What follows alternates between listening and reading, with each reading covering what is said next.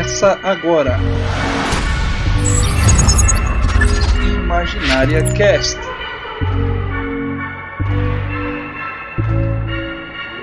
Bem-vindo ao sétimo Imaginária, dessa vez com um tom um pouco mais sombrio, mais dark. Aqui você encontrará uma overdose de papo descontraído, maroto, inteligente e do mal, porque hoje a gente vai falar de medo, rapaz. A gente vai falar do medo, aquilo que a gente teme, as coisas que nos dão cagaço, aquilo que prende o nosso orifício rugoso até não passar o Wi-Fi. Isso aí vai ser o bicho hoje. Segura na cadeira, pega seu crucifixo, porque eu sou o Estevão, o Midnog, e eu morro de medo de fantasma.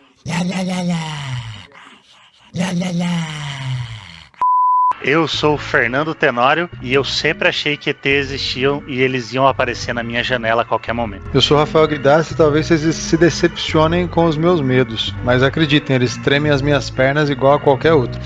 É maravilhoso. Não, mas porque o Estevão já meteu uma puta de uma introdução aí, e eu já imaginei, ele já colocou aqueles efeitos sonoros de filme de terror, já deve ter colocado os efeitos aí de aquelas coisinha, whatever, vocês sabem o que eu tô falando. Põe o efeito aí, o editor. Aí o Estevão já deve ter colocado, e aí vocês vão, na hora que vocês perguntarem pra mim qual que é o meu maior medo, filho. É que assim, tem um monte, né? Mas o maior mesmo, vocês vão se decepcionar com certeza. Será? Porque assim, eu não tava preparado pra falar de fantasma e tudo mais, até porque eu não tenho medo. Como diria minha mãe, eu tenho medo dos vivos. Obviamente, naturalmente, que eu não gostaria que aparecesse, que fique claro aqui pra qualquer fantasma que esteja ouvindo a gente, que esteja captando esse sinal aqui, que não precisa aparecer, tô safe. Eu tenho medo dos vivos, cara. Tanto que assim, eu adoro assistir filme de terror, só que eu prefiro assistir filme sobrenatural, porque a chance de acontecer é menor. Ah, porra é essa atrás de você aí, mano?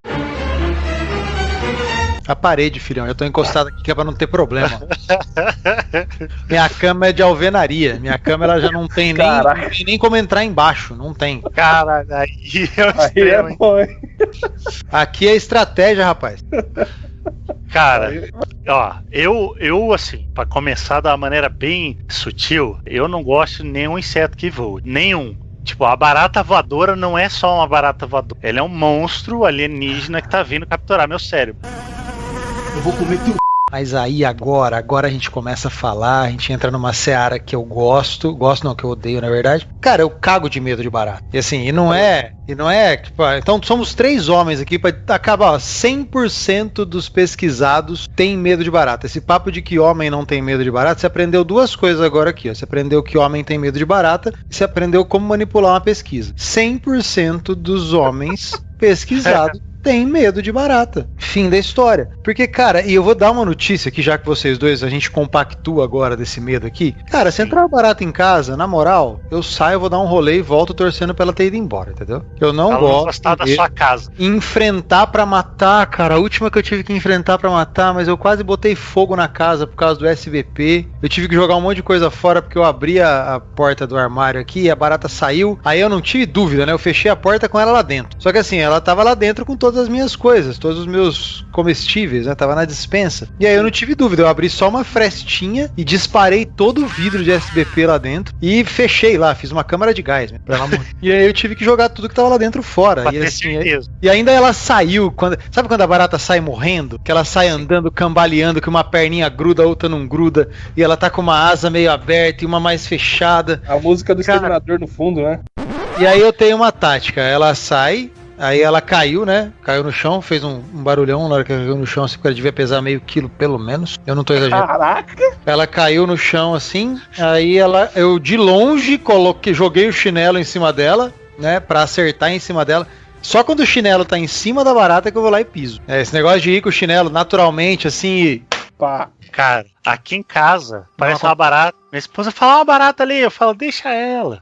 Ela tá de boa. Sabe, daqui a pouco ela vai embora. Minha esposa vai lá. A última vez ela pegou a faca e enfiou, né? Matou a barata na faca. Caralho, saiu o cremogema, né? Da barata, a hora que você mata ela. Foi na facada, bicho. Foi na facada. E eu sou desses também do negócio do chinelo. Eu jogo de longe. Se acertar, eu piso em cima. Se não acertar, foda-se. Ela que vai embora. Tem um cunhado, Eduardo. Não sei se ele é isso, mas o Dudu. Abraço pra você. Ele tinha mania de matar a barata com álcool. Ele jogava álcool na barata e fala que jogava álcool 70 na barata, barata morria na hora. Eu, por mim, eu completava e tacava fogo. Queima ou não queima?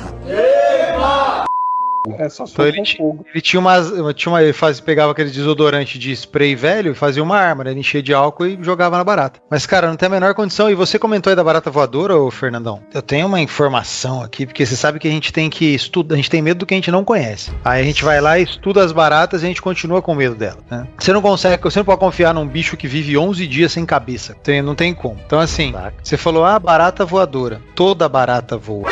É, Estevão, pode abaixar essa sobrancelha aí. Sabe por que elas não estão voando o tempo todo? Pelo mesmo motivo que nós, seres humanos, não estamos correndo o tempo todo. Todo ser humano corre. Em caso de necessidade, ele acaba correndo. Então toda barata voa. É que é cansativo pra ela. Ela prefere andar, rastejar, sorrateira pelas sombras, esperando o melhor momento pra te atacar à noite. Mas se ela precisar, ela vai voar. Ai, Rafa, mas até aquela barata de curtume que tem 70 centímetros. Até aquelas baratas d'água que parece um chinelo, se ela quiser, se ela precisar, ela vai abrir aquela casca desgraçada dela e tem asa lá embaixo e ela vai levantar voo. Eita porra do caralho, agora fodeu, filha da porra. E eu fico imaginando uma barata d'água. Eu não sei se alguém me entendeu a hora que eu falei barata de curtume. Curtume, vocês sabem o que é curtume, não? Não. Curtume é onde fica o couro do boi. Bem a grosso modo, assim. Eu trabalhei no frigorífico no interior de São Paulo. Então, a hora que você tem o abate, aí você vai limpar o boi, né? E todo o couro fica no curtume lá. Fica literalmente esperando pra ser tratado. E aquilo, cara, é um podridão, é um cheiro desgraçado. E tem umas baratola verde, velho, que, mano, é do tamanho de um celular, assim, a barata. E aí agora eu não estou exagerando. Aquelas baratas de casca peluda, sabe? Nossa. Eu não tiro essa porra. Mano, isso aí também voa. Se ela quiser, ela vai abrir a asa e ela vai bater asas. E eu fico imaginando uma barata voando igual uma águia, né? Porque, bicho, deve ser muito grande. E aquele negócio não tem ateu quando a barata voa na direção da pessoa. Não tem. Não tem. Meu Deus do céu, me ajuda, pelo amor de Deus. Nossa Senhora Aparecida. Com uma barata do tamanho de um S10, né? Não, mas pode ser. Mas pode ser a barata tradicional, aquela invernizada mesmo. Pode ser ela. Cara. Invernizada. É. A baratinha. Tem as. Não, velho. Cara, baratinha as 3 demãos de verniz pra ficar bonita daquele jeito. Mas ela levanta voo. E ela vai na sua direção e não tem hétero e nem ateu nesse momento, senhoras e senhores. Barata voou, filhão. É que eu ainda saio gritando. Sim, eu grito. Mas eu grito tentando ainda manter a minha compostura de másculo, né? De homem masculino. Eu saio naquela de caralho, bicho, barata, caralho. Mano, barata não devia existir, velho. Eu ainda fico procurando as reais necessidades de você ter barata. E não dá, não precisa de barata. Eu acho que tudo bem que é o que o Tenório falou, eu vou muito na linha dele aí. Qualquer bicho que voa. Deixa eu contar então essa experiência comigo com barata, porque eu acordei de madrugada com a barata na bochecha, velho. Ai, que delícia! E eu acordei porque aquela sensação das patinhas andando na bochecha aqui, sério, velho. Eu acordei, é como se você estivesse sendo beliscado, porque aquela porra é meio... Dormiu sem escovar o dente, né? Sua mãe não falava isso pra você? Você também, Tenório. A mãe falava, não pode dormir sem escovar o dente que a barata vai dentro da boca comer o restinho de comida. Não, velho. Esse dia aí eu acordei com essa porra. Aí, imediatamente, eu acordei, meu cérebro ativou o modo Defcon 4. E aí, na hora que eu entendi a barata, eu bati, a barata caiu. E eu tenho medo de barata. De verdade eu tenho. Se a barata passar, o bagulho voar, eu vou ficar com medo, vai ser foda. Só que neste dia eu fiquei puto. Porque eu falei, tem a casa inteira pra essa desgraça andar. Ela veio andar em mim. Cara, eu comecei a correr atrás da barata pra matar ela. E aí ela entrou debaixo da cama. Eu levantei a cama gritando, filha da puta! Você enfrentou, então. Você é muito melhor do que eu. O ódio é maior que o medo, velho. O ódio é maior que o medo. Aí meu pai tava dormindo, ele viu, que porra é essa? Ó, a barata andando na minha cara, que porra... Meu pai rachando o bico, eu lá querendo matar a barata fugiu. E até hoje ela deve contar essa história. No dia que ela sobreviveu ao ataque do gigante. Você falou que você bateu na barata, né? Você por um acaso cheirou a tua mão? Mano, que você contou essa história? Porque assim, terminando, eu depois que o ódio passou, o nojo veio. Entendi. E aí, minha primeira reação foi tomar banho. Não conseguia. Eu me senti sujo por vários dias. Que, cara, morava no interior de São Paulo, numa casa de madeira. Isso não tem nada a ver, né? Casa de madeira ou não tem nada a ver, mas enfim. Eu tava um calor desgraçado, eu lembro como se fosse ontem, cara. Tava deitado na minha cama, lá em Links, e eu senti uma coceirinha também, uma cosquinha no peito, assim, né? E aí eu bati a mão no peito. Bati a mão assim, tirei, né? E aí eu, no reflexo, cheirei minha mão. Cara, é o cheiro mais podre e horroroso que eu consigo me lembrar na minha vida até hoje, cara. E olha que eu tomo albumina. Quem treina aí sabe o que eu tô falando. Cara, foi o cheiro mais horroroso que eu senti na minha vida. E na hora deu a trigger, né? Falei, mano, certo não tá. Levantei, já batendo a mão no interruptor. Fiquei em pé ao lado da minha cama, olhei pra minha cama, tinha uma no colchão do lado aqui e tinha uma outra no travesseiro. Provavelmente foi a que eu dei o tapa. Cara, eu não tive a menor dúvida, velho. Peguei meu cobertor, fui pra sala e fechei o quarto e falei, lá eu não volto. Eu pensei que você tinha posto fogo na casa. Lógico que não. Pôs fogo na casa. Aí, tô lá na sala, pá, relaxado, assistindo televisão. Aí acorda meu pai pra dar uma mijada, né? Velho acorda pra dar uma mijada de madrugada. Tô chegando nessa fase, né? Tô levantando praticamente todo dia à noite pra dar uma mijada agora. Então meu pai levantou pra dar um mijones, aí ele passou pela sala, sabe quando passou, foi no banheiro, voltou, a hora que só me viu na volta, parece o velho, né? Ele falou, o que você tá fazendo aí, Rafael? Eu falei, não, pai, tô de boa. Ele, não, você tá fazendo o quê? Eu falei, não, tô vendo o filme. Ele falou, não tá vendo nada, o que você tá fazendo aí? Eu falei, não, tem uma barata no quarto, pai. Ele, puta que pariu, Rafael, 19 anos já. Eu falei, pai, porra, isso aí não se julga desse jeito. Aí ele só tirou a chinelona, né? Entrou, acendeu a luz, aí parece desenho animado, só ouve os barulhos arrastando, né? Vá. De repente eu ouvi aí beleza. Aí vem meu pai chutando a barata pra fora, apaga a luz do quarto, fala, vai dormir lá. Eu falei, então, pai, tinha 2. Aí, Rafael, 2:30 da manhã, você não vai querer que eu fique arrastando as coisas? Eu falei, não, pai, relaxado, tô tranquilo, vou dormir na sala. Aí ele foi dormir, eu dormi na sala. Não, velho, você tá louco, não tem a menor necessidade. Não é nojo não, quem tá ouvindo aí vai, porque ele tem nojo de barata, não, é medo mesmo. E ó, senhoras e senhores aí que estão ouvindo a gente, todo homem que falar que eu tenho nojo de barata, meu ovo esquerdo, tem medo mesmo e tem vergonhinha de falar, tem medo, cara. Porque tem uns bichos aí que não tem que ter nojo e a gente tem medo também. Tipo, gafanhoto também não sou fã. Aquele bicho seco, velho. Parece que não tem órgão, parece que é só um bagulho. Tipo, assim, ele meio que voa também, né? Vai tomar no cu. Voa, né? Mariposa, velho. Mariposa é uma desgraça. Parece um monstro. Nossa, mariposa. E a mariposa é nojenta, né, velho? E assim, não precisa ser feio pra você ter medo. Quer um exemplo? Cago de medo de borboleta. Você quer me ver desesperado e passar aquele documentário da Discovery Channel das borboletas monarca lá, que fica cobrindo as florestas no Canadá? Vai tomar no cu, velho. Coloca numa floresta com urso, mas não me põe com borboleta, não, cara. Nossa. Não, eu acho a borboleta legal, quando ela tá paradinha no canto dela. Que eu tô mas ela não fica paradinha no canto dela. Ela quer vir em você, velho. Esse é o problema da borboleta. A porra do cheiro, sei lá que ela tem que relar em você. Se eu tivesse sentado aqui, ela tivesse voando lá, beleza. Mas não, ela fica voando aqui assim, ó. Parece que ela fica assim na gente, ó. Ela fica, ó, não vou relar. Não vou relar. O cu dela, velho. E outra, pega a borboleta, tira as asas coloridas. É o quê? É um bigato. Você acha bigato fofo? Não acha, cara. Você vê uma taturana andando na rua, você fala, ai, que linda. Não vê. Agora bate uma foto da taturana, vai pra casa e desenha 2 asas coloridas. Pronto, virou uma borboleta. Ficou fofa? Não ficou. Continua sendo a porra do inseto que não serve pra nada, cara. É polinizar. Tem abelha pra isso. Não, mas a abelha também é uma merda, né, velho? Não, mas a abelha é na dela. A abelha é na dela. A abelha só vai te encher o saco se você encher o saco dela. Mas se acontece, sei lá, você tá lá mexendo em alguma coisa, você bateu na abelha. Mas, ela, cara, não. A borboleta não. Não. A abelha, ela tá na dela, ela tá fazendo o mel dela lá, relaxada, tranquila, tá? Ninguém vai encher o saco dela, ela não vai encher o saco de ninguém. Agora a borboleta, ela não pode ver uma porra de um ser humano que ela fala, vou lá mostrar minha pinta nova pra ele. Vai tomar no cu, velho. Enfia a pinta no cu, né? Porra. Sim, tenho medo. É entrar uma borboleta, sei lá, no trabalho. Entrou uma borboleta, eu tô no térreo na hora. Mas eu desço mais rápido do que se for incêndio. Não tem essa, não. Inseto. A minha, ela tem medo de lagartixa. Tipo, ela não pode ver na parede que ela fica doente da cabeça. E eu acho o negócio tão bonitinho, porque quando eu era pequena, eu apertava ela pra tirar o rabo dela. Tá ligado que ela solta o rabo. Como você é uma criança legal, né? Então, foi divertido.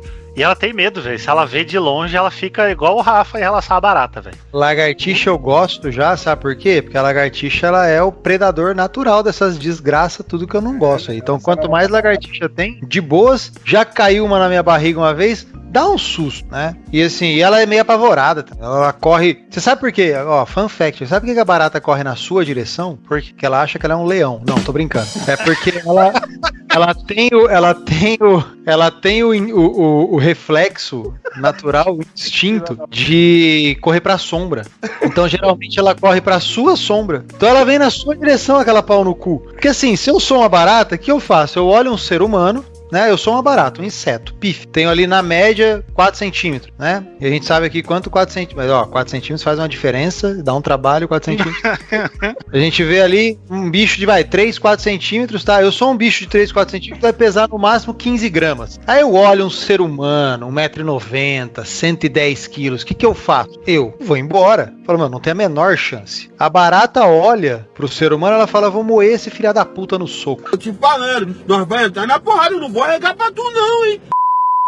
E ela assim, velho, mano, vai embora, cara, sei lá, entra no esgoto, vai lá, vai ter resto de comida pra caralho, lá a gente joga tanta coisa fora, sabe, vai embora, mas não, a filha da puta, ela quer vir pra cima de você, cara, e ela sobe na perna, e ela, puta que pariu, vai embora, mano, se fuder, e assim, é o elemento surpresa, né, que você não tá esperando. Que andar que você mora? Moro no 4º andar, com a glória de Deus, no meu apartamento, só apareceu essa que eu tive que jogar tudo da minha despensa fora. Cara, eu moro no 2º andar. Às vezes eles fazem detetização. Mano, a minha varanda fica cheia das bichinhas viradas pra cima e mexendo as perninhas lá. Puta que pariu, velho. Que negócio.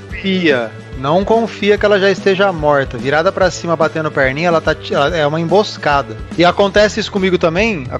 Agora talvez aconteça menos, né? Porque geralmente quando tem detetização no prédio, eu tô trabalhando. Então meu apartamento é um dos únicos que não é detetizado. E aí ele vira um, tipo, refúgio, santuário, né? Os caras falam, pô, bora lá pro 43 que lá não tem veneno. Aí, tipo, vem todo mundo pra cá. É foda. O gato não defende a casa? Não preda essa porra? Cara, a Amy vai atrás. A Amy ela parte pra cima. Mas é que assim também, pô, puta bicho nojento. Eu não vou deixar meus gatos mexer com barata. Agora, quando entra eu tenho um limite, eu tenho hora, não sei qual que é o seu. Sabe o tamanho de uma mosca comum? Até ali eu enfrento. Passou dali, eu não enfrento, não. Joaninha eu pego no dedo. Uma vez falaram pra eu olhar uma foto de uma joaninha aumentada no microscópio, eu olhei e deu medo. Mas aí eu continuo pegando, não tem problema. Agora, besouro não, besorro. Besorro não dá não, você tá louco, cara. Minhoca, tem medo de minhoca? Só da sua. Ai, que delícia! Delícia, é muito pequena, né? Mas minhoca não faz nada com você. Minhoca não faz nada. Pega minhoca na mão e fala, pô, pra quê, velho? É que tem uns negócios também, né? Criança, quando era pequena no interior lá, porque ela segura a minhoca pra você ganhar uma Coca-Cola. Fala, não, demorou, tomo água. Não, mas ó, é que a minhoca também era legal, era igual a lagartixa. A minhoca tinha umas minhocas que você pegava assim, você encostava nela, ela ficava se batendo. Parecia que tinha tomado um choque. Você ligava o botão rave da minhoca, naquela. Você aperta a minhoca e.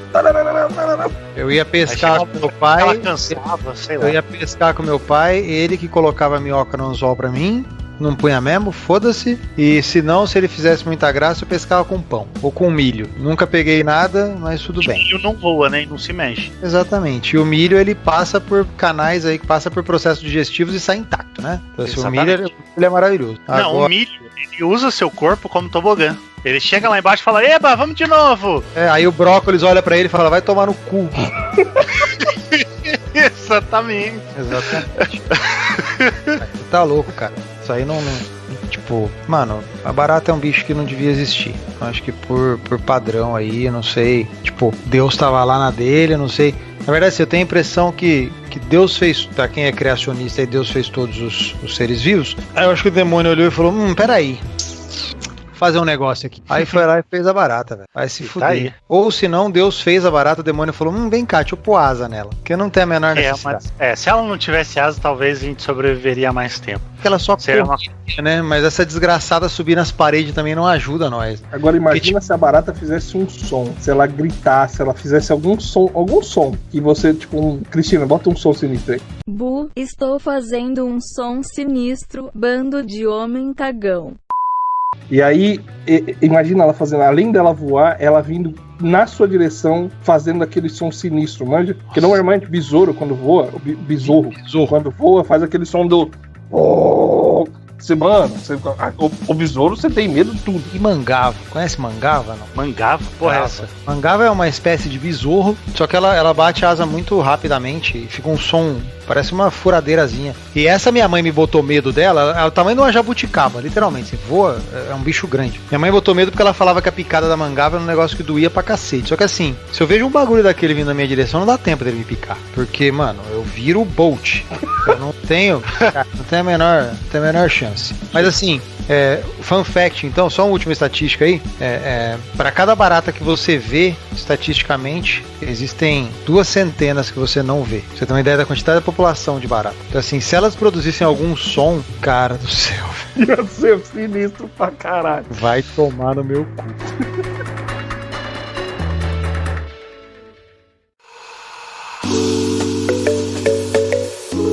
Bom, vamos entrar então agora numa sessão de medos situacionais. Imagina aquele medo que você tem de altura ou de escuro. Uau. Eu não sei se é a definição científica, tá? Medo situacional, eu inventei essa porra agora. Mas, eventualmente, quais são esses medos ali que ocorrem na situação? Cara, eu conversei com meus irmãos sobre medo hoje, né? Porque eu queria ter material pro cast. Eu falei, eu não vou estudar. Você não tem medo de nada. Não, eu tenho, mas eu queria trazer mais coisas. Então, assim, apareceu os básicos, né? Medo de altura. Eu tenho medo de altura se eu for num prédio. Se eu for no avião, eu não tenho medo de altura. Porra, é um medo mais ou menos. Beleza. Mas beleza. Cara, a minha cunhada diz, meu irmão, que ela tem medo de deixar o chinelo virado pra baixo. Eu acho que é por causa daquela história que o chinelo virado pra baixo mata a mãe. Mata a mãe. Mata a mãe. E, cara, ela falou que não gosta de deixar o chinelo virado. Se ela encontra o chinelo virado na casa, ela não nem respira. Então, tipo, é um medo bizarro, assim. Eu nunca tinha visto. Esse medo aí do chinelo virado pra baixo tem nome científico. É o quê? Chama havaianofobia. Havaianofobia. Você tá rindo do quê? Ah, pro inferno! E se for da Raider? Aí fudeu. O Raider mata. O Raider não mata. Eu nunca vi ninguém com medo de... o Raider tá virado, fudeu. É só da Havaiana, pode reparar. Quem mata é o Raid. Raid mata barata. Chega de barata, cara. Mas sabe que esse negócio do... Tem duas... A minha mãe, ela falava que deixar o chinelo virado de ponta cabeça, a mãe morria. E ela também falava que guardar a roupa do avesso dava azar. Mas na verdade, isso são coisas que as mães colocavam de medo na gente. Pra quê? Pra que a gente deixasse a casa minimamente arrumada. Pra elas tivessem um pouco menos de trabalho. Então você não vai largar o chinelo jogado, você vai colocar ele no cantinho bonitinho, senão sua mãe vai morrer. Você não vai guardar a roupa de qualquer jeito, você vai dobrar ela bonitinha pra ser guardada, porque senão vai dar azar. E passar debaixo da escada? Você passa. Que aí pode cair alguma coisa na sua cabeça, né? Não, mas fora isso, levando. Cara, eu acho que eu passo sem perceber, sabia? Sabe um negócio bobo que eu tenho? Que eu só respeito quando eu percebo também? Que é aquele negócio de você, por exemplo, tá andando com a Maria na rua, aí você não passa. Por exemplo, vocês vão passar por um poste, não passa um de cada lado. Eu tenho essa mania. Senão tem uma quebra ali. Exatamente. Só que assim, é só quando eu percebo, porque eu tenho certeza que eu faço isso com naturalidade. E a escada é a mesma coisa. Eu acho que o reflexo de não passar embaixo de uma escada, você vai ter esse reflexo também, Tenório, porque nós somos altos, então geralmente você tem que se equilibrar ali, ou dar um jeitinho pra você passar, então você prefere passar por fora, naturalmente. Ou, sei lá, embaixo de um andaime. Cara, eu não vou ficar andando embaixo de um andaime. Pode cair alguma coisa na minha cabeça. Eu acho que é só isso aí, né? De azar, eu não tenho medo de azar. Cara. Eu meio... Nossa, pode ser uma merda gigante que eu vou falar agora, mas eu não acredito muito em sorte e azar. Então eu não tenho muito medo de azar. Agora, medo de avião, por exemplo, você tá louco, cara. Você tem a coisa mais antinatural que tem num ser humano é ele voar. Eu não gosto. Não gosto, assim, Você acha que eu vou a Maringá de ônibus por quê? Porque você vem dormir. Tá, mas cara, não é só por isso não. Agora, não sei, Estevão, e você? Antes que eu comece a falar do meu cagaço de voar aqui. Não, medo de voar não tenho. Eu vou deixar para outro cast. A primeira vez que eu tive a experiência de poder viajar de avião, pra mim foi uma sensação contrária. Foi muito bom, foi muito feliz o dia que eu viajei. Mas teve uma situação, voltando de Brasília para São Paulo, que eu tinha dado treinamento lá, em que, né, era uma época que eu viajava muito por conta de treinamento, e voltando tal, aconteceu uma turbulência, e aí minutos antes, aconteceu uma leve, sabe, um avião daquela chacoalhadinha, parecia que passou numa estrada de terra assim, tudo bem, ok, ninguém morreu. Daí acende a luz de apertar o cinto, e a aeromoça falando, por favor, todos vocês permaneçam sentados, posição reta, não sei o que, nós vamos passar por um momento de turbulência um pouco mais forte. Meu irmão, pensa uma cena de filme. O negócio começou a chacoalhar e o avião descia muito, ele perdeu muita altitude, a ponto de você escutar aquele barulho do avião fazendo... E eu, caralho, essa porra vai cair, agora já era. E o bagulho tremendo e descendo, passou. Aí o capitão, comandante, sei lá, o cara, piloto lá, fala, olha, desculpas pela situação, a gente passou por uma nuvem X, Nimbus não sei o quê. Peço desculpa, chutei o Mante aqui sem querer. Eu dormi um pouquinho, desculpa aí. Esqueci de colocar no piloto automático. Mas, cara, foi a sensação, foram os, sei lá, um ou 2 minutos que rolou isso, mas... 1 ou 2 minutos de queda? Ou de balançar, cair, volta e balança. Foi o tempo dele, entre a mulher falar, vamos passar, e até ele ligar falando, passou, foi 2 minutos. Uns 2 minutos aí dessa treta. Eu fiz as minhas orações ali, porque eu falei, eu acho que hoje vai. Você não cagou porque não tinha bosta pronta, é isso? É que, na verdade, eu acho que se um dia, se acontecesse isso, eu morresse dessa situação, eu não ia me cagar, porque eu ia me trancar de uma maneira tal que nada sairia de mim, só a minha alma mesmo, depois que batesse. Agora, não, normalmente quando eu tenho medo, eu me retraio, eu tento, se eu fosse uma tartaruga, cara, eu ia me esconder no meu carro, não vai sair nada, eu não relaxo de jeito nenhum. Cara, minha primeira experiência, eu fui voar pela primeira vez depois de velho, muito, 20 e poucos mais, cara. Fui pro Mato Grosso, fui pra Bonito, e acho que o voo era pra Cuiabá, se eu não me engano, ou pra Campo Grande, não me recordo agora mesmo, porque não tem aeroporto lá, ou não tinha na época, né? E eu lembro que eu relutei muito, eu queria muito ir de ônibus, mas era muito tempo de viagem, e o site da Gol dizia que eram 32 minutos de voo, contra 7 horas de ônibus, mais até. E aí eu fui vencido pela praticidade, era um feriado curto, perder aí tanto tempo de estrada não seria legal, e aí eu também pensando naquela, 31 minutos de voo, 31 minutos de voo, 31 minutos de voo, tá de boa, 31 minutos é de boa, rapidinho. Pá. Quem tá ouvindo agora a gente aqui, vocês dois aí que também fazem uso do transporte aéreo brasileiro, vocês estão falando assim, 31 minutos, não tem nenhum voo com 31 minutos, né? O voo mais curto que tem, se eu não me engano, é a Ponte Aérea Rio-São Paulo, e ela tá ali na casa dos 50 minutos, mais ou menos. Pois é, não existe nenhum voo de 31 minutos. Na verdade, assim, o estado de São Paulo estava em horário de verão e o Mato Grosso não. Então, na verdade, era 1h31 minutos. Eu saía de São Paulo às 8 da noite, chegava às 8h31 do Mato Grosso. Só que já eram 9h31 aqui em São Paulo, né? Então eu voltava no tempo 1 hora aí pro meu cu ficar travado mais 1 hora, né? Porque, cara, a hora que eu descobri isso na fila de embarque, cara. Que eu tava lá, porque 31 minutos, embarcando, perguntei pra um comissário lá, falei, expectativa de pouso lá, ele falou 8h31 horário local, né? Não esquece que a gente tá no horário de verão. Pum, caiu a ficha. Palm face aqui, ó. Falei, caralho, cuzão. Só que assim, eu tinha tanto medo.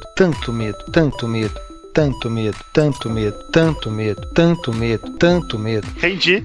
Tanto medo, que eu me preparei me preparei demais para aquele momento. Imaginei as piores coisas, imaginei que foi menos pior do que eu imaginava. Por exemplo, o que eu imaginei? Todo mundo falava pra mim, não, porque na hora que vai decolar, o avião acelera que você cola na cadeira. Eu falei, não, demorou. Aí acelerou, começou a acelerar, decolei de Congonhas aqui em São Paulo, né? Começou a acelerar e, cara, fiz assim, ó, fui pra frente, no banco, não tava colado na cadeira. Porque eu imaginava que ia acelerar a um nível de, tipo, ônibus espacial, sabe? Que eu ia ficar colado aqui assim que eu não conseguia, tipo, força G, sabe? 40 G, sabe? De força, que eu não ia conseguir me descolar da cadeira. Mas não, acelerando eu aqui, ó. pá, de boa.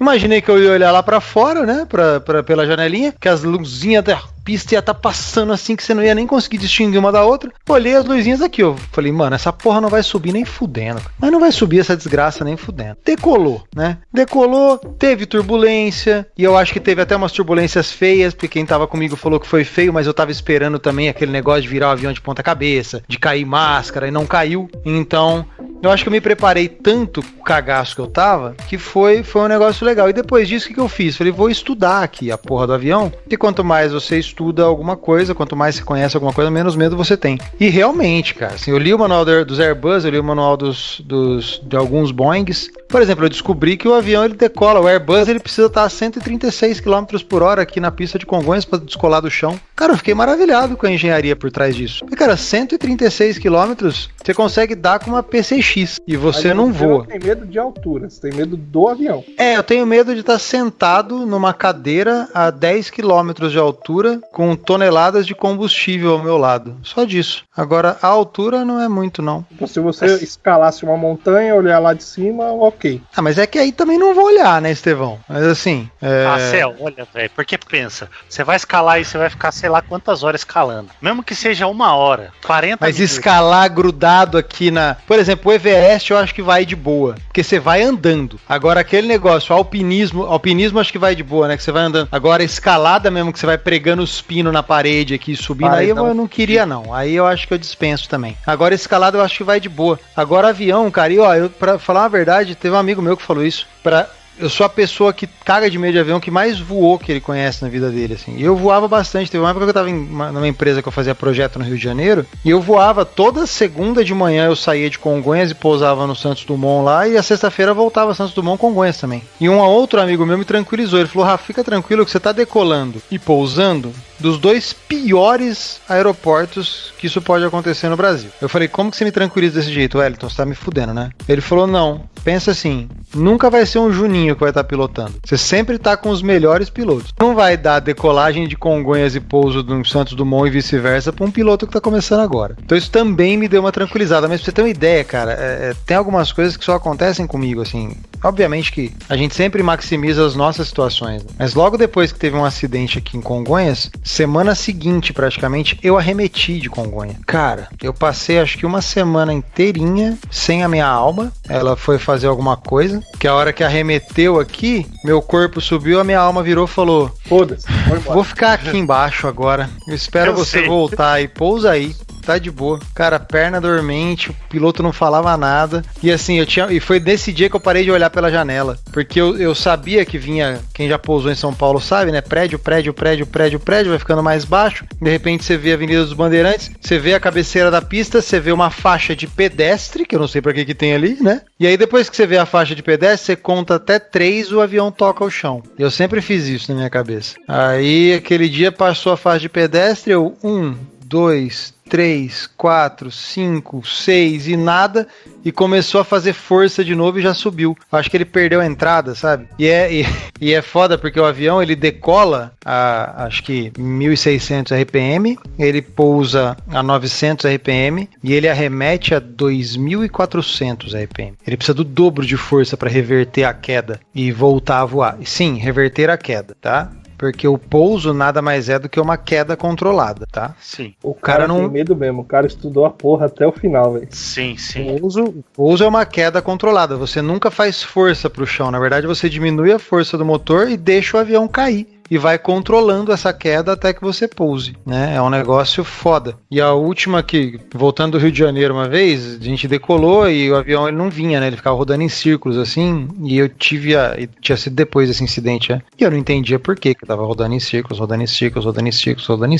Olhei pela porra da janela, cara, tinha um paredão preto, assim, que era uma tempestade, pra onde ele tinha que ir, né? E ele ficou rodando e nada. E naquele momento eu dei uma mapeada no ambiente, assim, e o avião ele tava voa voo de... Não era nem sexta-feira, era um retorno antes de lá, então não tava tão lotado, era um horário alternativo, tinha pouca gente no avião, né? Tinha, sei lá, umas 25 pessoas, contando a tripulação. Dessas 25 pessoas, tinha um padre. Ali eu olhei, falei, esse vai cair certamente, mas esse não tem a menor dúvida que vai cair, porque quando você fala que vai cair um avião que tem 400 pessoas, 300 pessoas, 150 pessoas, você fala, porra, Deus é foda, né, velho? Mas Deus vai matar toda essa galera de uma vez só. Agora você vê ali 30. Cara, você fala 30, fechou nós aqui, ó. Excursão. Tem um padre ainda pra facilitar, manja, a entrada no paraíso, ou seja lá onde for no paraíso. Tô sendo extremamente otimista. Você, paraíso, beleza. Mas, cara, aí ali, mano, eu olhava aquele paredão e de água e de nuvem e raio e, mano do céu. E teve uma hora que o piloto ele teve que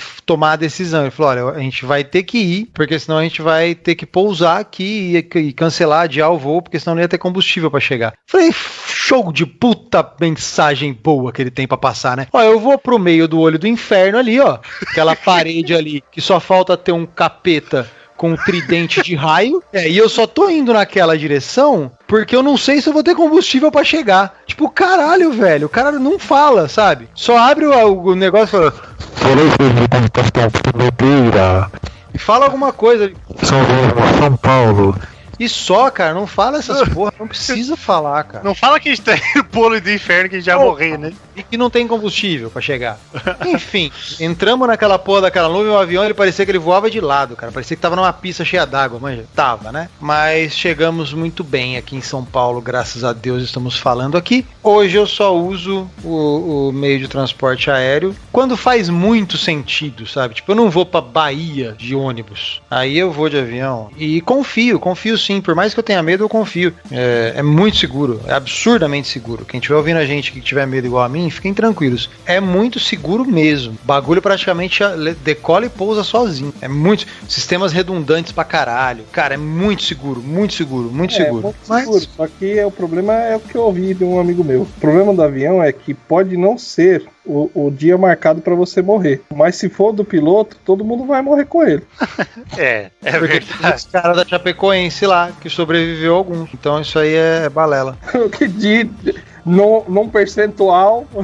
A exceção aquela história, né? A gente aprende a olhar os números de formas diferentes. Por exemplo, muita gente fala pra mim, não, porque morre muito mais gente de carro do que de avião. Concordo. Mas também sobrevive muito mais gente de um acidente de carro do que de um acidente de avião. Cara, mas assim, a primeira vez que eu fui viajar, eu não fiquei calminho não, velho. Assim, quando eu subi, eu dei aquele friozinho na barriga. Ficou top. Só que quando eu subi lá, aí veio aquele carrinho, assim, oferecendo refri. Eu falei, gente... que é muito estável, né? Porque na mesa da minha casa, se eu dou refri pro meu filho, nem sempre, né? Às vezes acontece uma bagunça ali. A gente tá não sei quantos metros de altura, e eles estão servindo refri, então beleza, tô tranquilo. Aí quando eu fui pousar, eu falei, agora é tranquilo, né? Já passei o pior, agora tô tranquilão. Na hora que ele pegou no chão, eu falei, velho, o que eu tô fazendo aqui? Meu irmão, mas assim, toda a vista compensou e o tempo que eu não gastei também. Mas olha, o cagaço é compreensível. Tem um truque, eu fico sempre de olho na equipe, né, nos comissários de bordo, porque pode estar nesse dia que tava chacoalhando a porra toda aí, Estevão, já aconteceu de eu pegar algumas turbulências e o cara continua servindo ali o café e o chá dele numa boa. O cara chega pra você e fala, café ou chá, senhor? Você fala café, ele errou, é chá, e te dá do mesmo jeito. Então assim, ele continua servindo ali, fazendo o serviço dele numa boa. Agora, se você olhar o comissário de bordo, ele sentou, afivelou o cinto lá e abriu a Bíblia, aí você pode saber que o bagulho tá terço, o cara puxou um terço, velho. O cara puxou todo mundo comigo aqui, ó. Pai nosso que estás no céu, vamos rezar a oração que Deus nos ensinou. Jesus nos ensinou. Mas é isso aí, é foda. Mas agora falando assim, medos menos complexos, vamos dizer, como o medo do escuro. Vocês sentem, tipo, alguma coisa assim? Quando eu era criança eu tinha medo do escuro, mas obviamente que hoje não tenho, talvez. Não que você assuma, né? Assiste aí Invocação do Mal e depois fica tranquilo. Então, bicho, o meu problema é o seguinte, se eu assisto um filme tipo Atividade Paranormal, Invocação do Mal, qualquer coisa desse gênero, e eu tô vendo aqui, é meia-noite e tal, tô assistindo o filme, a televisão, pode estar tudo apagado, a televisão tá acesa, beleza, eu tô preso aqui no filme. Quando a televisão apagar, aí fudeu. A minha mente vai fazer todo o resto pra eu me cagar inteiro. E aí, agora falando do negócio que o Tenário falou, aquele dia você se cagou e tal. Eu digo assim, o medo não faz ninguém cagar. Agora o susto faz. Porque no susto, No susto o negócio solta. No medo Eu acho que faz. Não, mas o medo faz cagar também. Será? Faz. Pra caralho. Porra, eu lembro, cara, quando eu tinha qualquer coisa, tipo na escola, apresentação, ia jogar algum campeonato, cara, eu tinha que dar aquela descarregada antes, porque não dava, velho. Eu podia estar 5 dias sem comer. Antes da apresentação, do jogo, o que quer que seja, dava vontade no banheiro. Era controlável, né? Porque eu tinha um espaço de tempo até chegar ali. Mas eu acho que. Eu acho que assim, ó, se fosse no susto também, eu cagaria nas calças fácil. Mas essa aí é uma ansiedade, né? Não é um medo. Eu acho que o medo tá relacionado a você morrer, alguma coisa desse sentido. Que você vai perder a vida. Aí eu acho que é medo. Agora eu vou jogar mal, não vou dar a mesma... Não sei se isso é um medo, sabe? Apesar de que, quando eu tenho ansiedade, eu falo que eu estou com medo. A sensação, pra mim, é a mesma. Mas, vocês entenderam o que eu quero dizer? Entendeu? Mas, por exemplo, eu acho que primeira reação minha pra eu saber que alguma coisa me amedrontou muito é uma dormência instantânea nos membros inferiores. Minhas pernas, aquela história da perna bambiou, é isso mesmo. Acontece, adormece. Eu acho que aquele medo, ele se prolonga. Se eu tô perdendo os sentidos da cintura pra baixo, se eu perdi o controle sobre as minhas pernas, perder o controle sobre o meu esfíncter, ele é a próximo estágio.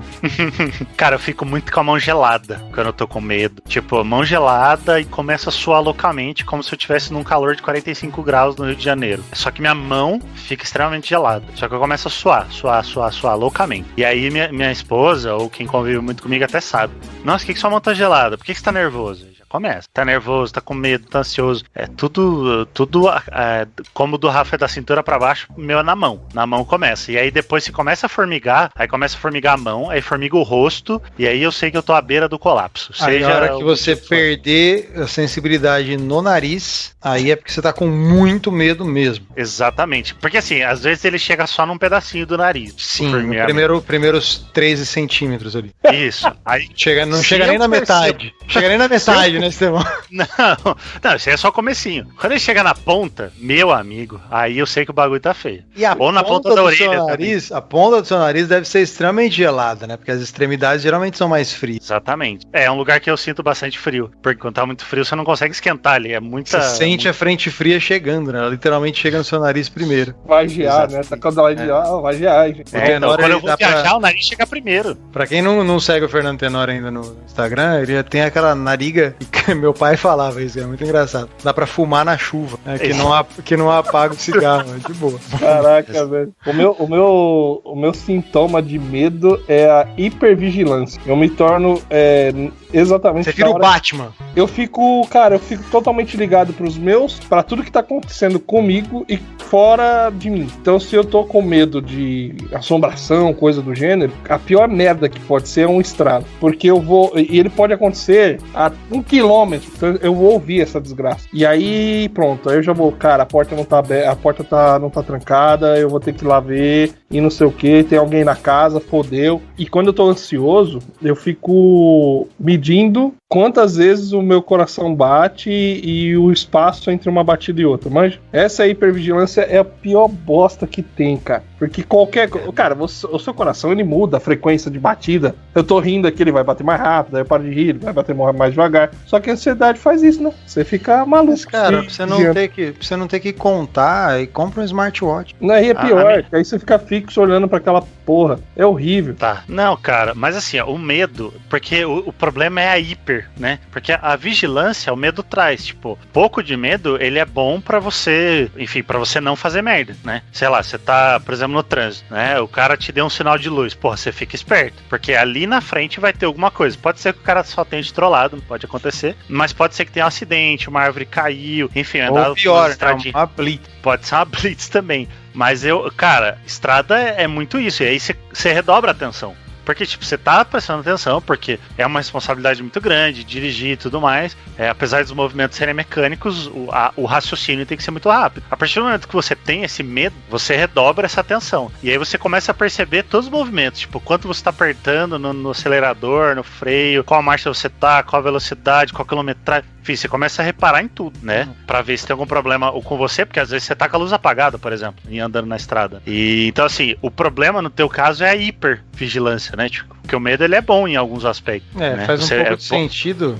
por exemplo, quem mora em São Paulo é um pouco vigilante quando sai na rua, né? Você não... Tem um negócio que me deixa com a pulga atrás da orelha, por exemplo, quando eu tô caminhando na rua, eu percebo que alguém vem caminhando atrás de mim e essa pessoa se aproxima a um passo que naturalmente ela vai me ultrapassar. Aí ela não ultrapassa, mas eu fico tão chateado com isso. Aí, tipo, eu chego a fingir alguma coisa, sabe? Que eu vou ver alguma coisa na sola do sapato, que eu olho pra trás e finjo que eu me esqueci alguma coisa, só pra aquela filha da puta daquela pessoa passar por mim. Porque se chegou, passa, velho. Não vai passar por quê? Entendeu? Às vezes não tem vácuo suficiente pra ela fazer a ultrapassagem. Dá o jeito dela, chegar uma coisa, passar outra, né? Eu diria Galvão Pede Bueno. licença.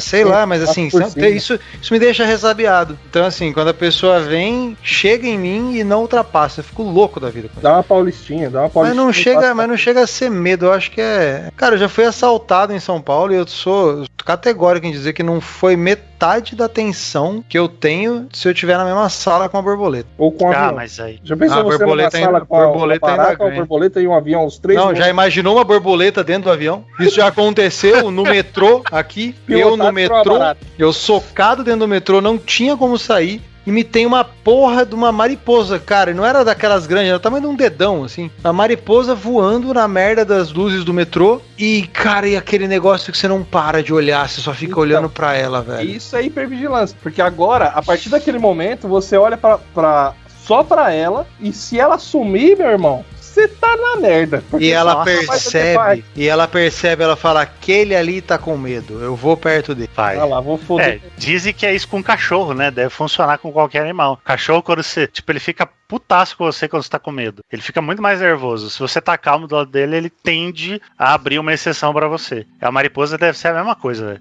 A barata, então... A barata não é por causa da sombra, não, Rafa. A barata, ela percebe que você tá com medo, ela vai pra cima de você, velho. A barata é um ser inteligentíssimo que eu não gosto nem de brincar com esse tipo de coisa. Mas, assim, eu acho que a barata, ela vir... Os insetos, eles virem pra cima de mim como um todo, talvez tenha um pouco a ver com a minha mãe também, né? Quando eu nasci, minha mãe me prometeu para São Francisco de Assis. Por isso que meu nome do meio é Francisco. Eu nasci no dia de São Francisco de Assis. Minha mãe foi lá e me prometeu pro santo. Só que assim, São Francisco de Assis, para quem conhece aí, para quem leu todos os livros, né, viu todos os filmes, São Francisco de Assis, ele é o padroeiro dos animais. E eu tenho uma facilidade muito grande de fazer amizade com bicho, cara. Com gato, com cachorro, com chinchila, com calopsita. Só que aí a porra da barata também é um bicho, né? O besouro também é, o gafanhoto também é. E eles vêm na minha direção. É foda. Tem o ônus e o bônus, né? Porque tem o Golden Retriever que adora você, mas também tem a porra do louva-a-Deus que quer vir perto de você. Que também te curte. Então é foda. Isso é foda. Mas, cara, você pensa que você pode salvar o mundo. Assim, de repente o mundo vai depender de você pra atrair as baratas pra um determinado lugar. Louva-a-Deus, mariposa. Perdeu. E aí você sai correndo e eles vão todos atrás de você. Não, o mundo perdeu.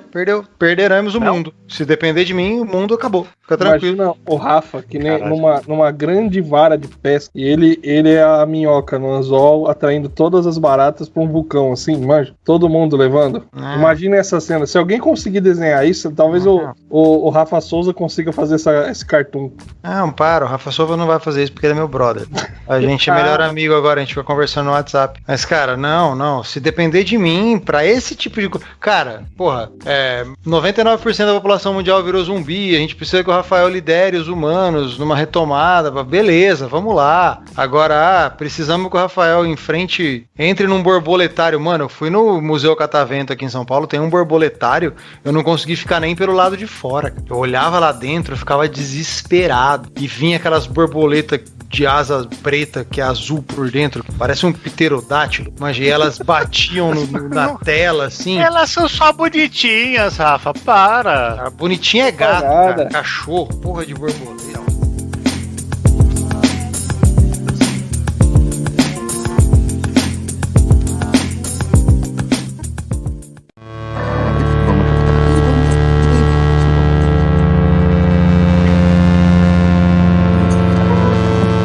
Mas assombração, nenhum medo. Você tem medo de assombração, Estevão? Ah, caralho. Você tem medo de assombração, Tenório? Cara, depende. Mas eu explico depois. Tá bom. Vocês já viram ou tiveram alguma experiência sobrenatural pra ter esses medos? Sim. Já. Então isso fica então a gente discute isso em outro cast, porque isso é outra história. A gente faz um cast aqui só de sobrenatural. Então, eu falei que no começo eu tinha medo de extraterrestre, né? Que eles iam aparecer na minha janela. O que acontece? Quando eu era pequeno, em algum momento eu já fui pequeno, né? Hoje eu tenho quase 2 metros, mas em algum momento eu já fui pequeno. Cara, eu comecei a ver muita coisa disso. Tipo, aí teve o ET de Varginha, e aí eu comecei a ver coisas sobre UFO, sobre OVNI, e eu comecei a me interessar por isso, mas de uma maneira estranha, tipo...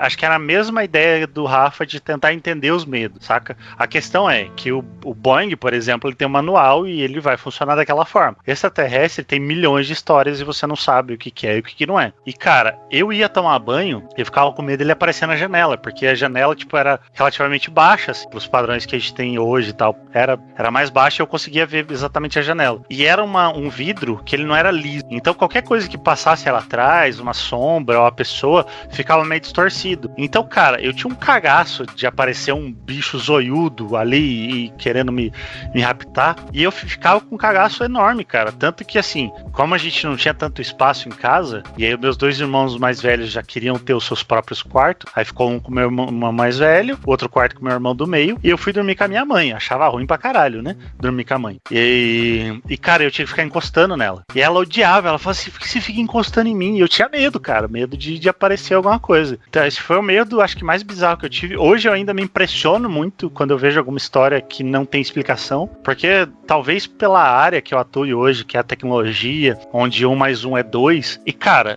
eu acho que eu sempre busquei explicação para as coisas. E esse tipo de evento extraterrestre, eu não sei se existe vida em Marte, na puta que pariu, eu não sei, e também não me interessa também. Se eles aparecerem aqui e falar assim, vocês foram só um experimento da gente, agora a gente vai explodir toda a Terra e pau no cu de vocês. Eu falo, beleza, abraço, foi um prazer conhecê-lo, até a próxima encarnação, se ela existir. Então, eu não sei se eu vou ajudar ou piorar o seu medo, porque eu fiz um curso muito amador de astronomia por conta da pandemia, não tinha o que fazer, eu fui atrás disso. Me interessa, é um tema que me interessa bastante. E algumas informações que eu lembro de ter anotado, que a gente tinha assim, tipo, 2 trilhões de galáxias no universo observado. E aí, só na Via Láctea, que é a nossa residência aqui, tem mais ou menos uns 160 bilhões de planetas. Então, se a gente fizer conta, se a gente for fazer conta aí de quantidade, né, os números são absurdos. 2 trilhões de galáxias para 160 bilhões de planetas, ainda que você considere as chances, né, que aí a gente vai falar de probabilidade, mas colocar as chances de ter um planeta como a Terra, que tem condições de ter vida e etc, dado o volume disso, é inevitável que existam outras terras por aí com condições tais quais as condições que existem e existiram nesse planeta para que vida tenha sido criada. O que mais assusta não é que possa ter vida, pelo menos no meu ponto de vista. O que mais assusta é que essa vida tenha se desenvolvido antes do que nós e eles tenham alcançado estados evolutivos e desenvolvimento científico mais rápido do que a gente, porque tudo que eu tô falando aqui é óbvio, eu tô conjecturando, não tenho nenhuma informação, com base nos dados, com base na nossa história, a gente faz uma conjectura. É inevitável que exista alguém lá fora muito mais foda do que a gente, que tenha alcançado status e ciência muito mais foda que a gente e que possivelmente sabe da gente, mas ou eles evitam vir pra cá por qualquer motivo, e aí tem uma série de teorias, não é conspiração, é teorias do conjectura de por que a gente ainda não recebeu nenhum contato. Imagina que tivesse, sei lá, sabe aquele Senado do Star Wars, que tem uma par de raça diferente lá, e eles estão debatendo lá a República, lá. Imagina um Senado que várias raças alienígenas estão lá debatendo. E aí uma dessas raças chega e fala, tem o povo da Terra lá, tem aqueles humanos, eles estão evoluindo, mas eles ainda são muito precários. O que a gente vai fazer com eles? Eles falam, por enquanto nada, não vamos nos meter até que eles alcancem tal ponto. Porque até aí, se eles evoluírem ou se eles se destruírem, nada vai acontecer com a gente. Não, mas eles estão mandando sonda. Evita qualquer contato até que ele alcance tal ponto.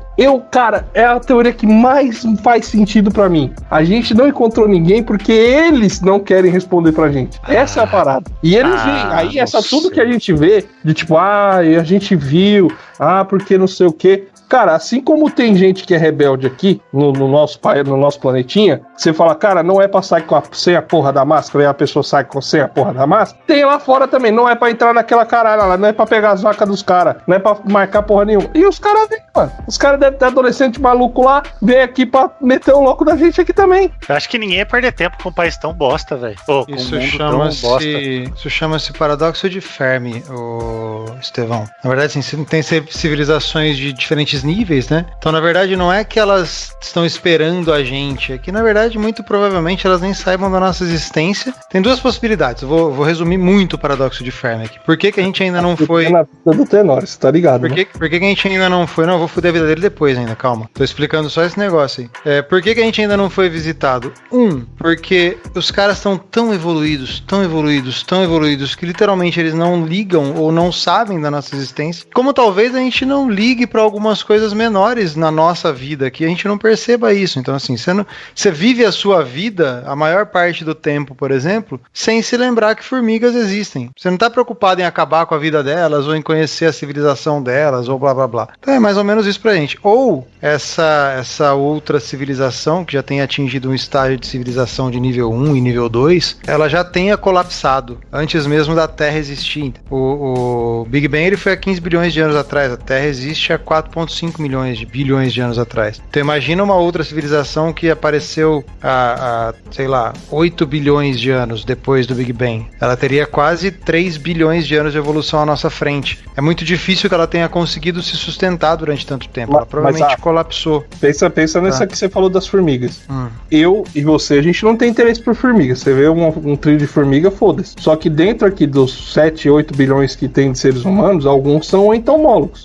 E eles vão lá e estudam a formiga. Não, beleza. Dentro dos quadrilhões de pessoas, de pessoas não, né? De alienígenas que existem certamente aí fora, alguns falam, eu vou estudar essa porra, eu vou estudar esses caras. Mas pra você estudar uma formiga, você tem que pegar a formiga e trazer pra nave, velho. Você tem que trazer pra dentro.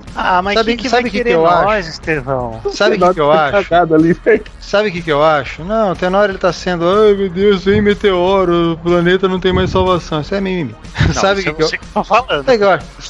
Tente conversar com formigas, por exemplo. Você não vai conseguir. Por quê? Porque o seu nível de comunicação é muito maior que o dela. Ela não vai te entender. Então eu acho que é muito mais fácil que isso esteja acontecendo. As mensagens estão vindo, mas a gente não tem capacidade de entendê-las ou decodificá-las, entendeu? Não, mas o que você pega, o que os caras fazem com a formiga? Você disseca a formiga. Imagina que o tem tantas. É a formiga. Tem tantas, aí que tá. Aí tem os casos de abdução aí que você foi sem querer, você ganhou na loteria. Aí enfim. Mas assim, pra deixar o Tenório mais tranquilo, assim, a conta é mais ou menos a seguinte, Tenório. Pra cada grão de areia da Terra, tem 10 mil estrelas no universo. A gente tá falando... Não, para.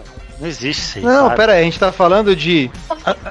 As opiniões, elas tipicamente vão dizer que entre 5 a 20% das estrelas, pela luminosidade delas, são parecidas com o Sol. Então a gente tem aí de 500 quintilhões a 500 bilhões de estrelas semelhantes ao Sol. Dessas, 1% podem ter planetas orbitando no que chamam de zona habitável. Então a gente vai ter... Não, 22%, desculpa, pelo que eu tô lendo aqui. 100 bilhões de planetas similares à Terra. Então assim, estatisticamente, você é um cara que trabalha com exata, estatisticamente impossível que não tenha uma civilização alienígena. Se eles vão fazer contato, conseguem fazer contato ou querem fazer contato, aí é uma outra discussão, mas que tem. Aí agora eu vou criar o medo no Tenório. Porque a gente tá falando de que quando a NASA fala que descobriu um novo planeta, porque há zona habitável, porque há água em estado líquido, porque há oxigênio, porque não sei o que lá. Vou fazer uma pergunta aos senhores aqui. A NASA, ela tá procurando vida fora da Terra ou ela tá procurando humanos fora da Terra? Porque assim, quem falou que para existir vida tem que ter água em estado líquido, temperatura entre menos 35 e mais 40 graus, oxigênio e... Quem falou? Essa é uma parada. Tem no Star Trek um episódio que fala de vida baseada em silicone. Cara. Ou melhor, em silício. E aí você fica pensando, olha que foda. Silício é o que dá o material fundamental para fazer processador hoje. Imagina o que seria vida, ou nós somos vida baseada em carbono. Imagina o que seria vida baseada em silício. Ele não precisaria das mesmas condições que a gente. E existe a possibilidade teórica de ter vida à base de silício. São os mesmos elementos no universo inteiro. Então dá pra ter. Baseado em qualquer coisa. O sapo viene você não poeta. O sapo viene você não poeta. This cast was censored.